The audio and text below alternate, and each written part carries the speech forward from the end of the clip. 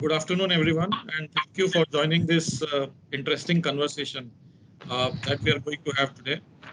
My name is Vimal Gaba, and I represent SAP's industry unit for metals, mining, and mill industries in APJ region. And now, in the previous sessions in this event, I think we already have a great context which has been set in terms of COVID-19 and the impact on the industry and how digital technologies are playing a role. And potentially also, how could we a comeback roadmap look like? So at the same time, I think we are all aware that the industry, which is metals and mining, it has a very complex supply chain. There are certain nuances. The technology adoption has been on a different level altogether in the past era as well. And now during COVID times also, this has come out to be an even greater challenge from a supply chain perspective. For example, restrictions, mobility, and things like that. So there is an impact also on the other side, which is the demand side and the sales side. And I think everything which is there as a complexity to today calls for a more agility in the supply chain, more resilience in the supply chain, more agility in the manufacturing side, and there are some strategies being adopted by the industry, I assume.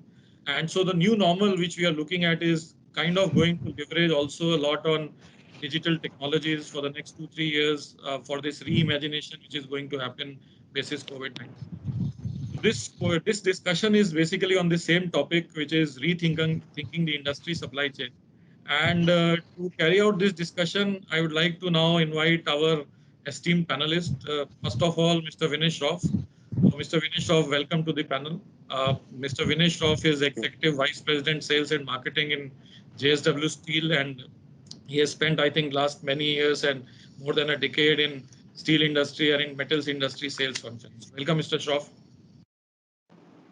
Thank you Uh, very much. Yeah, and then we have our second panelist, which is Mr. Kiran Gajiwala, who is the head of demand chain management for ArcelorMittal Nippon Steel in India. And I think he also carries a huge experience in implementing and operating supply chain in metals and things like that. So welcome, Mr. Gajiwala, to this discussion, and thank you Thank for being a panelist. And then we have our third panelist, which is Mr. Bala Shashank, who is partner at IBM. He leads the metals and mining industry segment for global industrial products, and I think he has also a wide spectrum of engagements in the industry, metals mining globally. So I think we are very keen to hear some perspectives from his side as well as we see the industry going forward. So thank you, Bala, also for joining. thank you very much. Yeah. So maybe I think I will start the conversation with Mr. Shroff saying, see, Mr. Shroff, I mean, one of the things which we are observing is now that while in the pre-pandemic situation, already the metals industry was kind of bracing up for B2B and B2C kind of experience for customers and looking at newer customer segments. But this new normal has kind of accelerated that and is leaving a meaningful, or I would say marked impact on the sales models which are emerging. So how do you see this reshaping of the business which is coming in short to mid run? I mean, I was reading somewhere that you said earlier sometime back that you would like to reach customers who are not able to reach you. But is that statement still valid, or is it something going beyond those customers who are not able to reach you, but also reach customers who know you and reach them in a very different way, with different kind of experience and with different kind of technology capabilities? So maybe would you like to share some thoughts on that? Good afternoon, everyone, and thank you very much for this opportunity. Uh, no, you're absolutely right. I think the challenge, if I can say, which is now existing amongst most of us, all of us rather, is both what you mentioned. How do we really reach our existing esteemed customers much more efficiently and effectively? And not only that, how do I reach where I have never reached before? Mm. Uh, See, one thing which is very clear, the number of people who have embraced technology, whether it is through their phones, doing whatever type of using the apps, playing games, the number of people who have embraced technology is humongous in this country now, especially.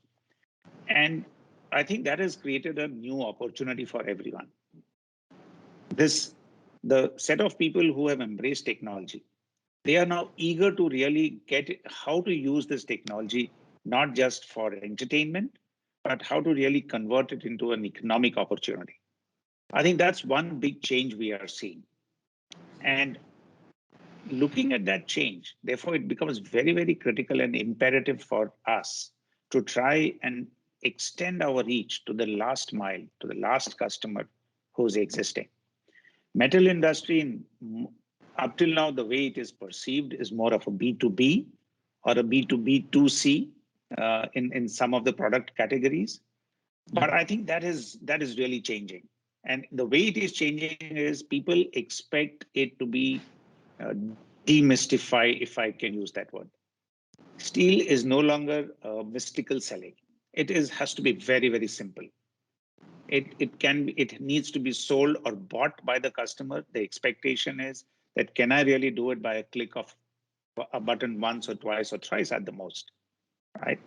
So the challenge and the way the people are embracing technology has given us as an opportunity to really move towards a situation where we can demystify, we can simplify, we can templatize the entire SNOP process. And the more we do that, the more fast we become, the more efficient we become, the more speed we get into the entire process. Now, if we are able to do this, I'm not trying to say that the current customers needs customization. That process is definitely going to continue. But what is really going to happen is more and more people are going to join the bandwagon the moment they see a simple way of doing operation. So for us, the key here is make it simple and increase your reach to the last corner, last mile as far as possible. That's the way we look at it.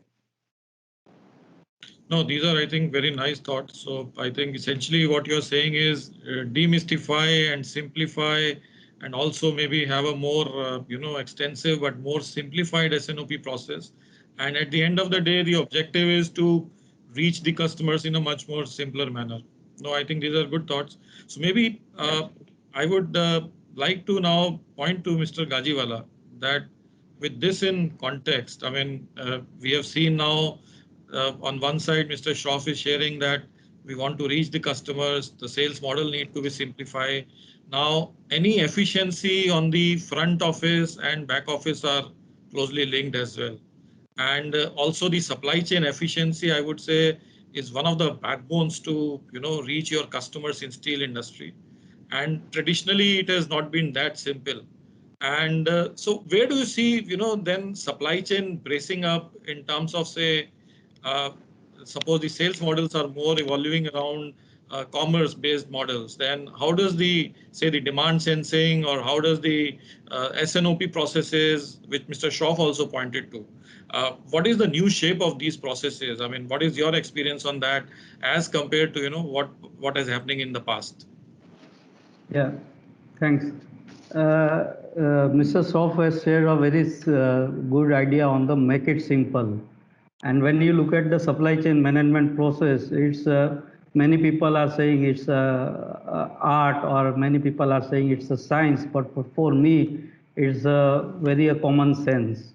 So, and I do agree with Mr. Shroff that it's a very simple, and supply chain processes has to align a very simplistic manner to service the customer the best value.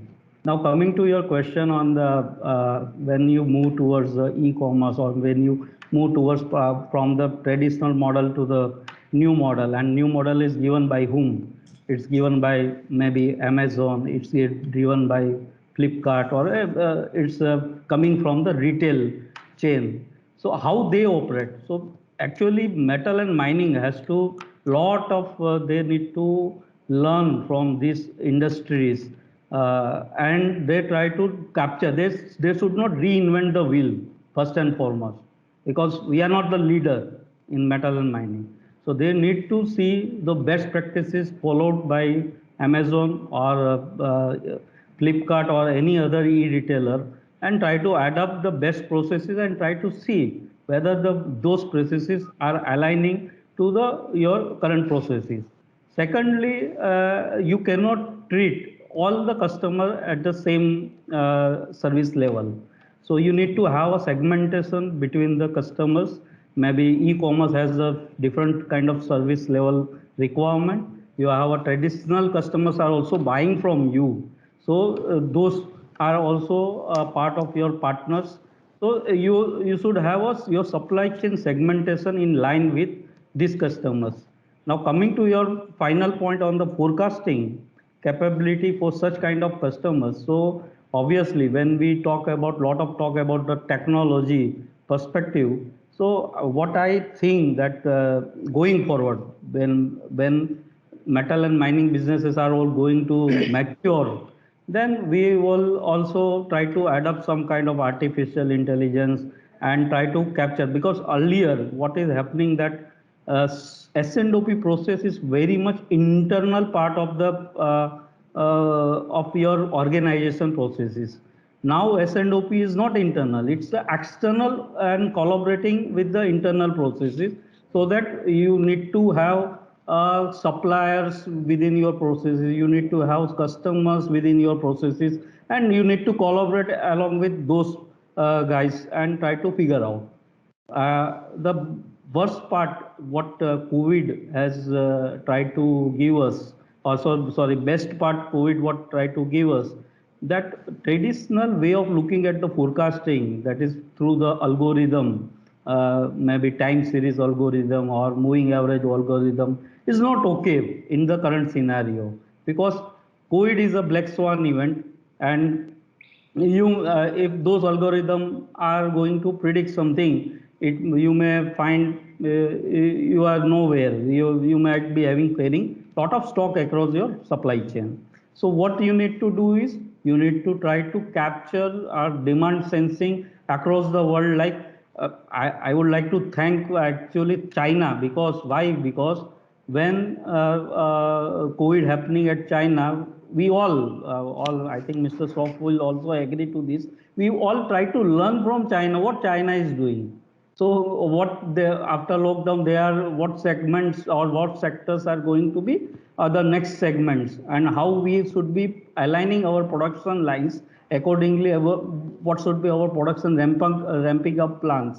So we all aligning to the China and try to figure out how we should be learning from them. So those kind of algorithms needs to be fixed in our forecasting capability, so that any demand sensing, any GDP growth or currency fluctuation, everything has to be part of your forecasting technology going forward. But obviously, still supply chain has to grow at that level. But we again we need to be very much clear, and what Mr. Shroff is saying is very right. We need to make it so simple that everybody understand within the supply chain, not only the within supply chain, it's across the all, everybody has to understand what is going on.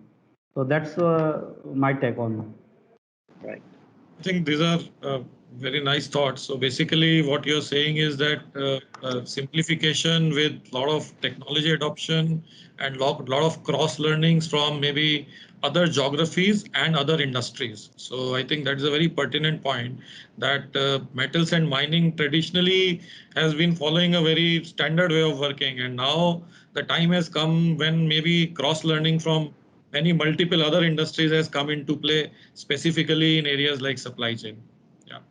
So maybe I would now shift focus to Bala. He has a lot of experience working across, say, customers in various geographies and within the same segment.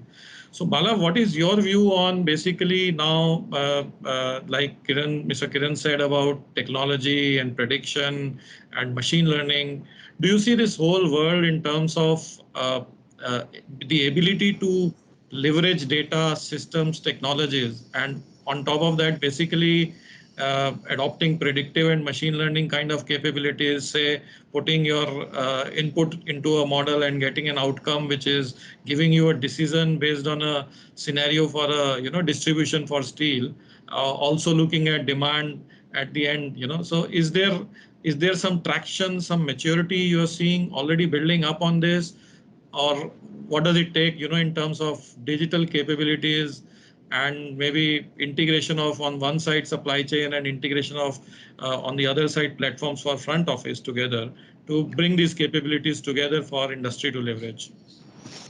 Yeah, hey, Vimal, thanks. I think I'll probably try and build on Mr. Shroff and Mr. Gajiwala, very experienced professionals, but I completely subscribe to their points.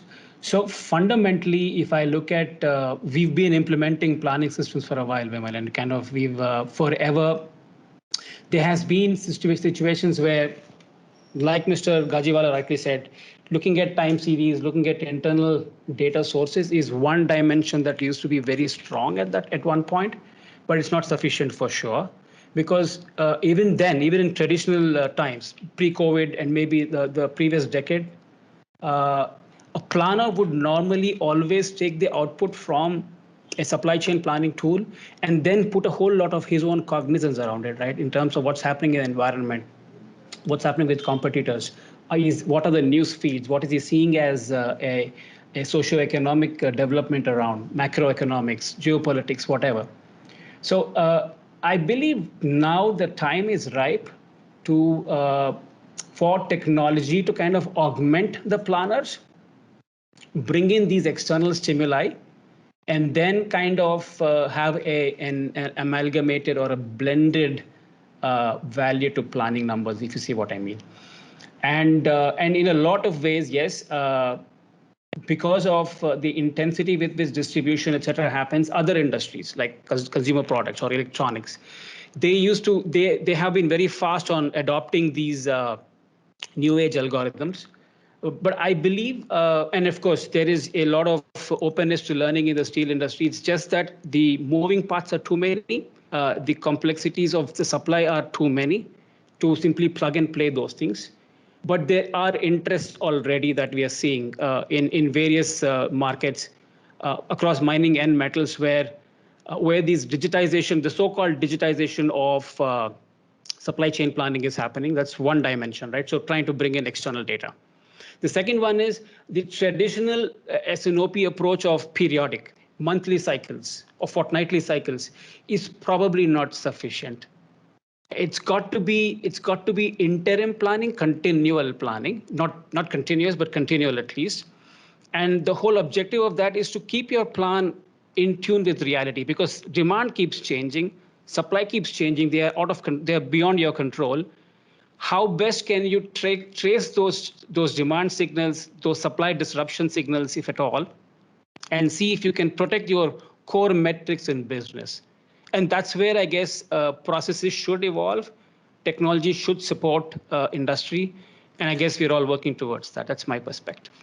No, I think fair point. I think I agree with you that the historical times of time-based planning models based on that, where you think of only a week, has now passed the age. I mean, it's time to look at more a continual planning and a regular sense of demand and really changing your plans and bringing in more agility and resilience into your systems. I agree. Yeah. Right. So, Mr. Shroff, I think continuing with this, maybe I'd like to come back to you. Now, traditionally, of course, I don't know how simple this change looks like. I mean, we are all talking of a big picture vision where we are talking of real-time demand sensing, continual S&OP, which is also linked to, our customers, where we are trying to enhance reach.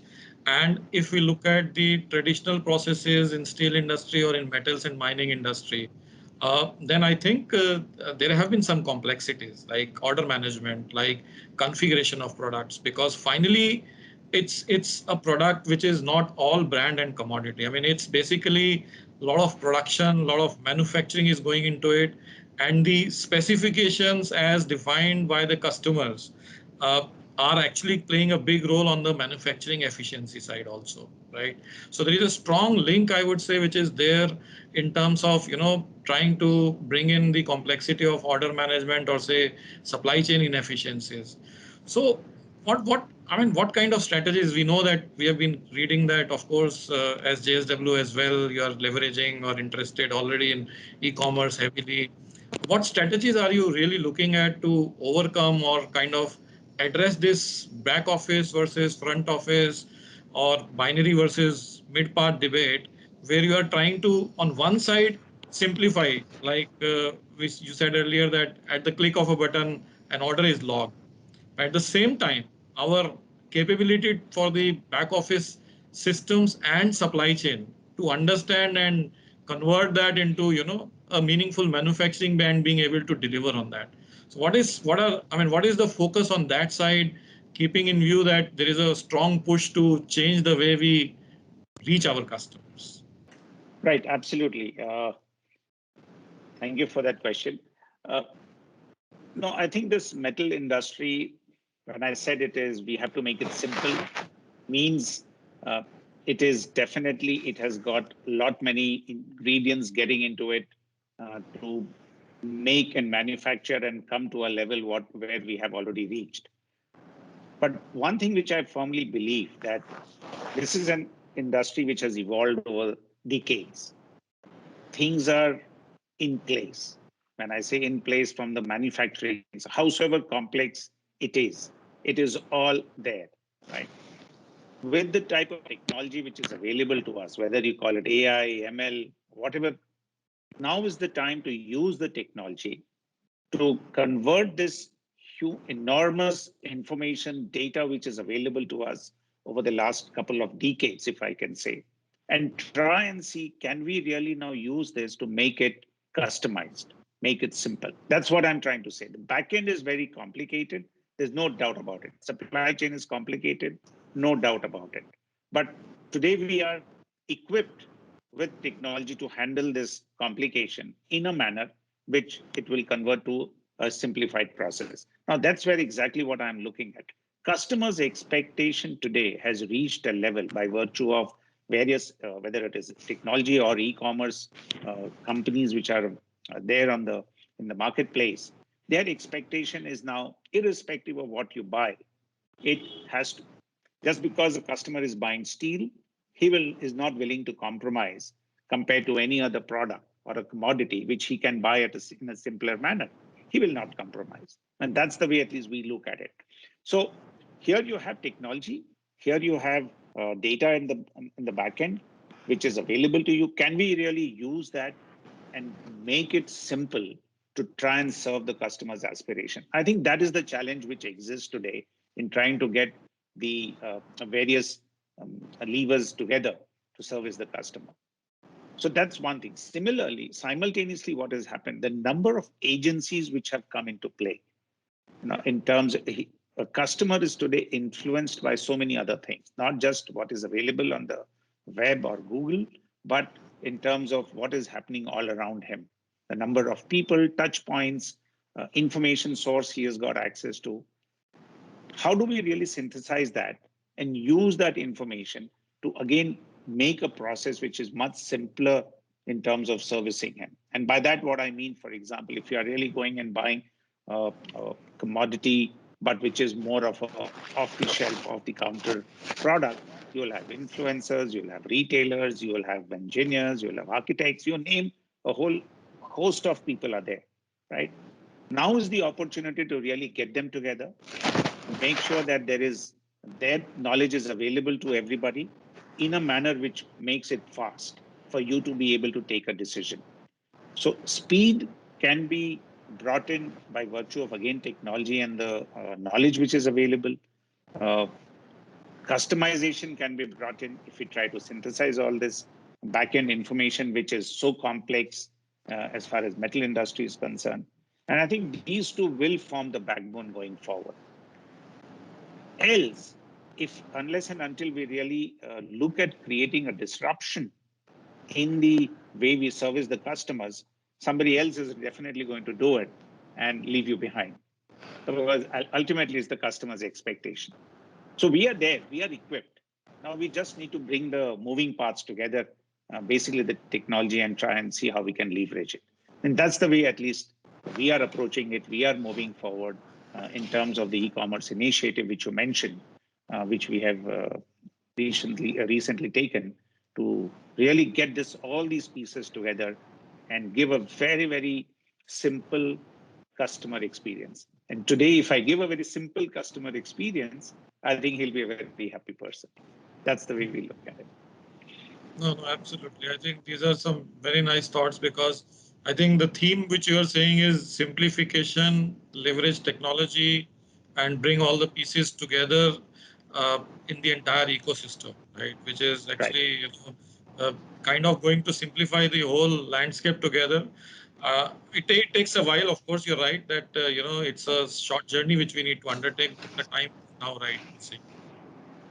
Also, I think these are very nice thoughts. I think these are really very nice thoughts from a perspective of understanding how things are changing and how you as an industry are looking at it. So maybe, like you said, on various data points and various information coming together. So Mr. Gajiwala, now coming back to you, various things are existing from a supply chain perspective in various systems and various places, right? You need to track and you need to control. And we keep hearing about things like control centers and nerve centers, or maybe being able to run a simulation model. And so as a supply chain leader, do you think we are really able to, or the industry is ready to leverage this data across multiple systems, something like a big data for the entire supply chain for metals, which can bring all these elements together? And are these capabilities really evolving and maturing, or where do you see that whole topic of central control and monitoring and decision making capabilities? Because all these elements as a supply chain, when we are talking for steel industry or metals industry, is going to link to various systems, various areas from which information is going to come maybe from even external sources. So how do you see that space of a centralized monitoring and control, bringing all data together to leverage really some meaningful outcomes from a supply chain efficiency perspective, which actually will then help at the end the objectives which we are setting on the sales side of it? Yeah, thanks for this question. Basically, when you look at the traditional supply chain, and when traditional supply chain, and even if we look at the 10 years, last 10 years, people have more and more focus on basically on the lean supply chain kind of thing, and which is what it has done.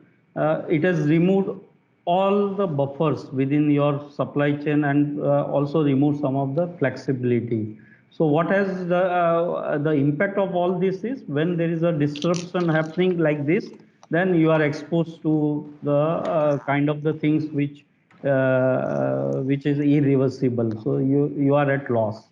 So what you are saying on the part of big data, or the connecting to the external source, and when it's a big kind of the control center, what I would like to say here is our from as a supply chain professional, my thought process is slightly differing from this. Is now people have to recognize that there has to be some kind of risk management within the supply chain management, and there is a centralized team of risk management which can foresee different kind of risk, like maybe economic downturn, or demand shifting from one geography to another geography, or one timeline to another timeline, or maybe geopolitical tensions like what we are going on between India and China, and that may result into some kind of disruption again in the future, or like this pandemic, or the natural disaster like cyclone, which keeps on coming in the south region of India. So such kind of disruption when it's happening, so supply chain management team has to be prepared for the risk mitigation kind of technology, and they need to evaluate actually scenarios in terms of what kind of disruption is going to be happening, and what will be our mitigation plan for this. Obviously, there has to be trade-off between the investment versus the actual real gain, what you are getting by implementing some kind of strategy. Like the strategy can be the redundancy of maybe you want to increase the critical part inventory, maybe raw material, maybe ferroalloys, maybe refractory, maybe electrodes. You want to increase, but then there is a cost to this, because when you do the lean manufacturing, you don't want inventory. But when you want to protect your supply chain, you want an inventory with you. So you need to have a trade-off strategy as well, so that and this centralized team, which is, you can say, the control tower, or who can be equipped with the latest technology, and they monitor across the globe what is happening, and our supply chain can be disrupted through which event, and then try to do the mitigation plan. But eventually, what is happening currently, metal and mining sector is not that much of mature enough, because most of the metal and mining companies are operating mostly on the domestic side. It's not a global organization. Even though like ours, we are operating at the global level, but at the same time, it's most of the things are the local optimization. It's not the global optimization thing. So so the maturity level is taking much time in terms of technology adoption, and in terms of the mitigation plan for any kind of eventuality. Okay. No, I think these are also fair points, because what you're touching at is basically saying that even your raw materials and the risk with the supply chain, which needs to be handled better, and with various sources of supply and the various ways the geopolitical or other tensions are going to play a role. Addressing risk is very important. There is absolutely, I think that's a very important and I would say relevant point. So moving quickly on to Bala, and I think also keeping a time check. Bala, now looking at this, of course, if you look at all the practices, because as an industry, I think inbound supply chain, also from a direct material spend and perspective, these things are under big time under lens in terms of, how do we really manage the risk? How do we really manage the supplier networks and their performance? And there are cases of how do we really focus on localization of supply chain, and then the debate of cost versus resilience there. So, I mean, how do you see this evolving from a metal and mining industry perspective in terms of, say, capabilities like price prediction, or more moving around quick risk analysis of your suppliers for your critical raw materials, and immediately addressing, or coming out with alternate strategies, or maybe even, say, some decisions which are being driven from the system, which are based on risk and performance, past performance? Sure, Vimal. Thanks for opening up that part of the value chain. So fundamentally, my perspective is, and this is slightly going into the almost to the configuration of the supply chain network itself, as well as some aspects of the execution. So first off, I think what the pandemic has taught, not just for metals, of course, across as a cross-industry measure, is there are a lot of uncontrollables in terms of suppliers, their availability and their stability because of calamities like a pandemic or anything else. It could be geopolitics, or it could be weather, whatever. So there's got to be a mechanism with which you are able to onboard suppliers on a rapid scale. Traditionally in this industry, considering so many technicalities and so many commercial points involved, onboarding a supplier is quite a task. Right? Certifying a supplier for if it's a service center, for example, for him to pick up your coil and convert it into blank so that you can give it to your automotive customer is a huge loop. And there could be nuances of this across different markets and end applications you are talking about. So a mechanism with which you are able to form a fraternity of suppliers and buyers. You need not transact from day one, but you kind of you form an ecosystem already, which you can tap into in times of quick switchover that's required. So how quickly can you minimize the time to first transactions for a new supplier, on the other side for a new customer? So that's a framework that needs to be evolved. There are a lot of, I think blockchain as a technology is coming into this in a specific way. So there are different networks of such entities. it's rampant. It's quite predominant in the transportation side of it. We've seen huge logistic houses that form blockchain networks. There is a trend moving towards upstream as well. It could be service centers, it could be suppliers of ferroalloys, what have you. So that's one dimension of it. The other dimension, of course, is hardcore procurement itself, cost of procurement and introduction. And there again, there is a nuance of difference between direct and indirect materials. So what we're seeing is a lot of organizations are seeing hitherto undiscovered potential from MRO items, for instance. A lot of value tapped in MRO items to be liberated, because traditionally the stock norms of MROs would be based on what an OEM prescribes. Keep so many days of stock, you need so many insurance pays, et cetera, et cetera.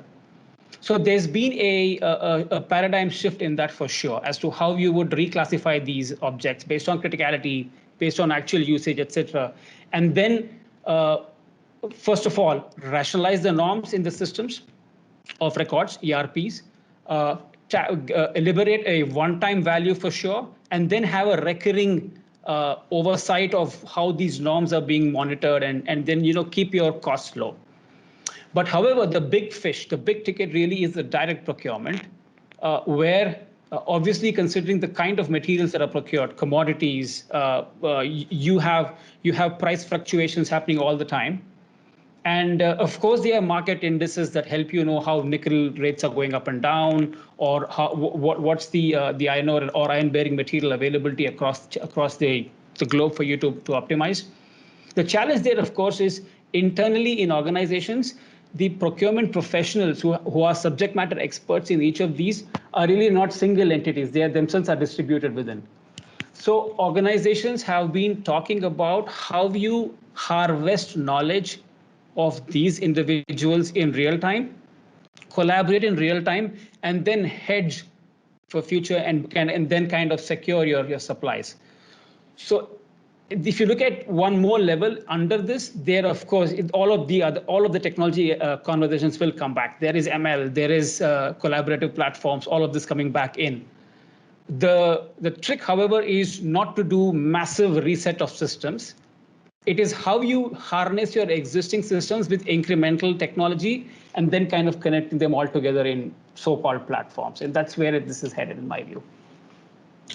Okay. No, I think these are, again, what you're saying is right. I think it is headed in that direction exactly, which is the direction of platform, so to say.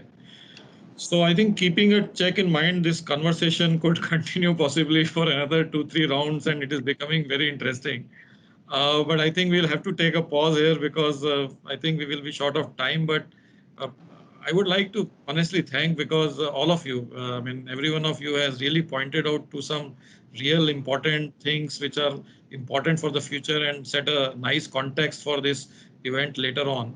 And I think what we have heard from you is basically what you're saying, that a lot of practices are going to change, a lot of philosophies are going to change, a lot of technology interventions are incoming, and we need to be ready to openly adopt platforms and simplify things and keep the customer in mind and keep the innovation in the agenda and keep the digital transformation objectives and technologies as a strategic enabler to do that. So I think very well, I would say thank you all for this exciting discussion. I mean, I'm really liking it, but I think I need to make a halt here. And finally, to the audience, if there is anything important which we still were not able to discuss, please stay tuned. We have more in the rest of the event. Thank you very much, Mr. Shroff and Mr. Gajiwala and Bala, for joining this panel discussion and enlightening the audience with your thoughts around how the supply chain is going to transform in the future. Thank you. Thank you. Thanks, Vimal. I appreciate it. Thank you. Thank you very much.